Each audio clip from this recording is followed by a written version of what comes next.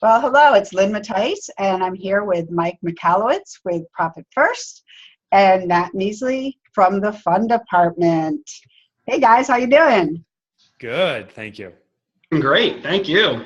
Good. I tried to do a Brady Bunch. I worked on my screen. I was pointing to Nat as you were calling There you out. go. You could be anywhere on someone else's screen. Just the three of us today. So I just wanted to introduce you guys since I'm partnered up with both of you, and I'm going to be doing some speaking engagements about Profit First and the Fund Department, and I'm calling it More Fun, More Profit.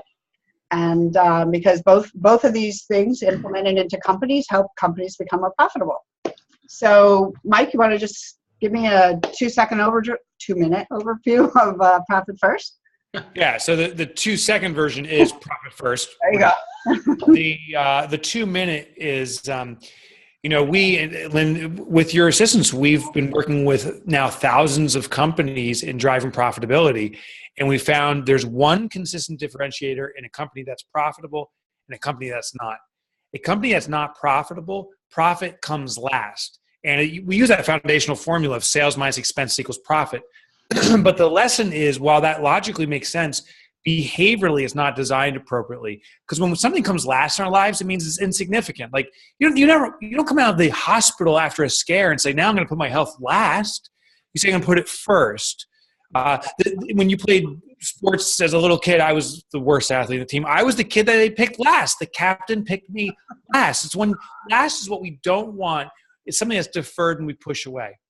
So when profit comes last in that formula, businesses inevitably are not profitable. They see the year end, they say, oh, we weren't profitable this year, maybe next year, and they push it again away.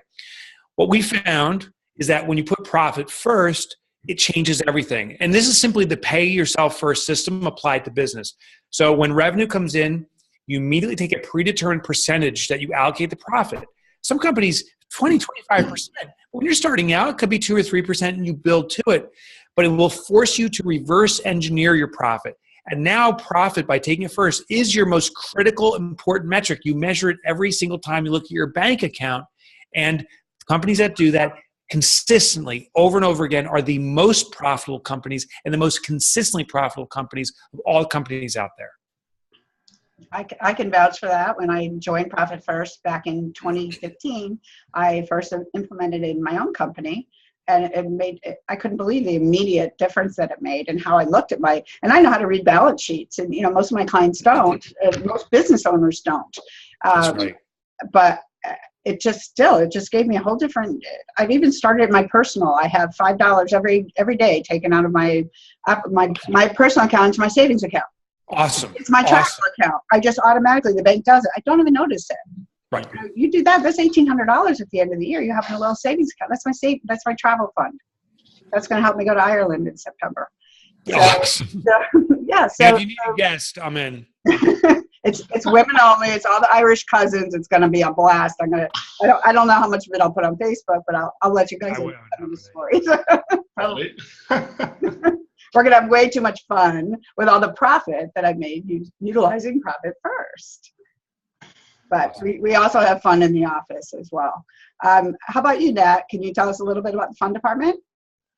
Yeah, sure. And I think it's fitting that that profit is sometimes thought of as a last resort or last thought. So too is fun, oftentimes in business. So Mike and I commiserate together on that. Just in general, I think companies that think about fun as a secondary piece to their culture or an event or engagement or every day in the office will find that their people then will not prioritize fun either. And we're not talking about fun in terms of a 3 or 4 hour hold hands, sing kumbaya team building event. What the Fund Department has done is really re-engineered and restructured and rethought what fun at work really can be. And so we try to teach people that fun can be a consistent piece of your culture. You don't have to waste time on it. If you're picking the right people and picking the right time that fun can fit, it can literally become an organic part of your culture.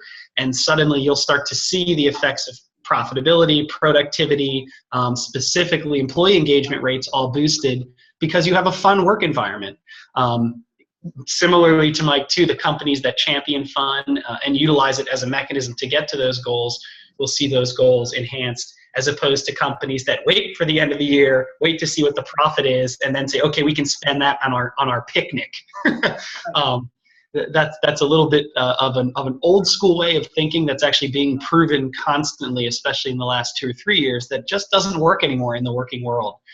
When we have disconnected workforces, people working from anywhere, millennials flooding the workforce, people want that vibrant, engaging work environment, and one simple way to enhance that culture is to use just a little bit of fun more consistently throughout the year. So that's what we do at the fun department. That's awesome. Thanks, Nat.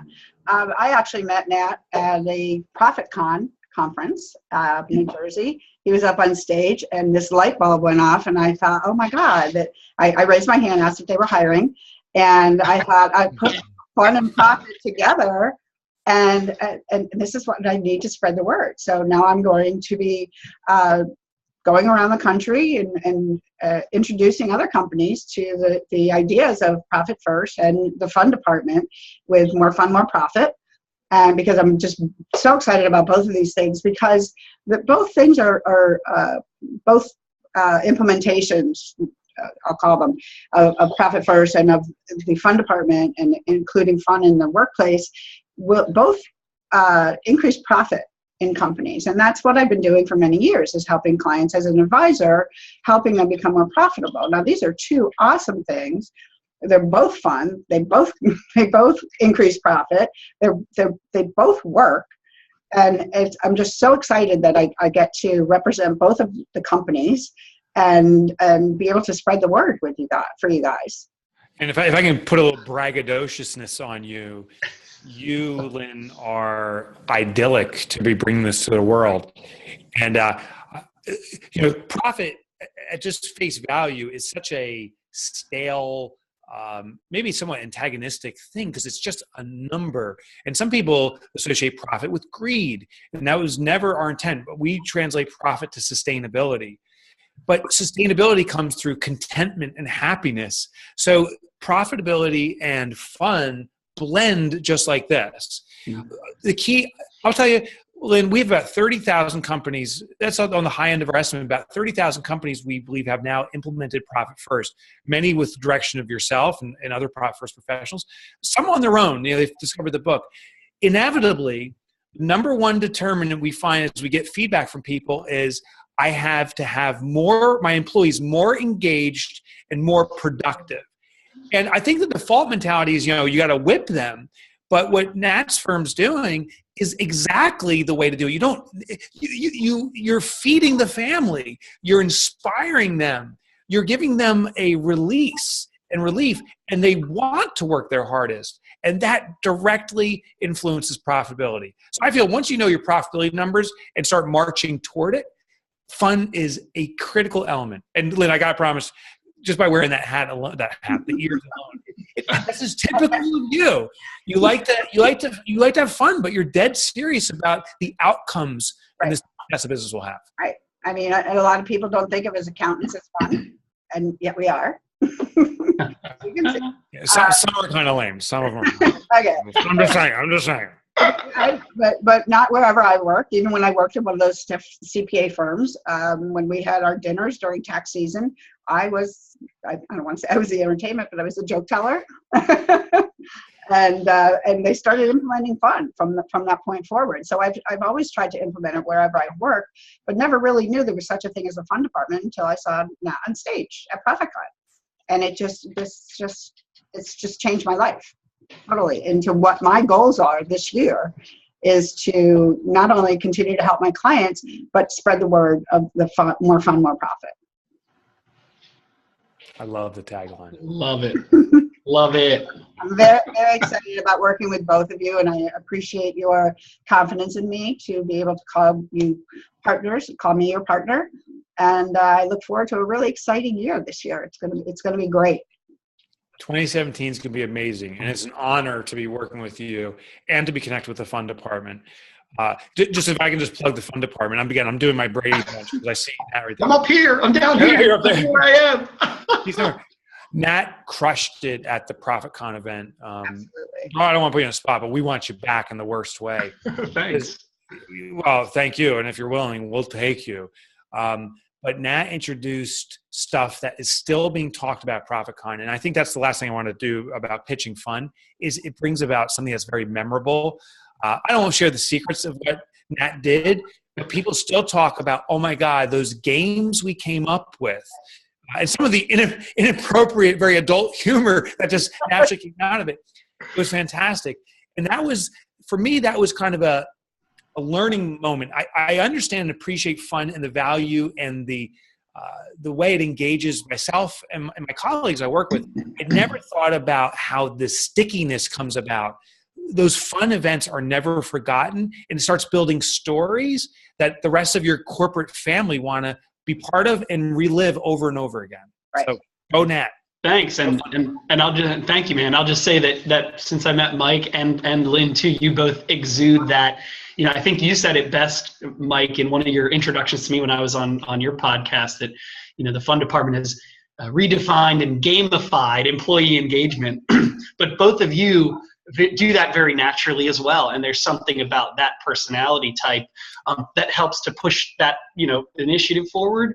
But anybody can do it too, for sure. But we need cheerleaders like Mike and Lynn out there helping people to see it. So even when I attend the Profit First event, it was fun. It was gamified. You got the music, you got, Mike up there throwing out raffles and talking about town hall meetings and all kinds of fun stuff, and people are there. They're having fun, which is step one. When I'm thinking of an event or something engaging. So yeah, kudos to both of you as well, and setting that trend. Well done. Well, thank you. Now that we've all patted each other on the back, we're all wonderful. Let's talk about why we hate each other. So anyway. Right. We don't know how to have fun, and anyway. Well, thank you guys so much. I really appreciate your time and your input into this, and I'm just so excited this year to be partnered up with both of you and spreading the word and seeing where this takes us. And we'll all see each other again, possibly before, because Mike, I run into you all the time, it seems, but which is great. And definitely in New Jersey in September at ProfitCon. Absolutely. Okay. Here's 2017. Jersey. Thanks, guys. Talk to you soon. Bye, Mike. Bye-bye.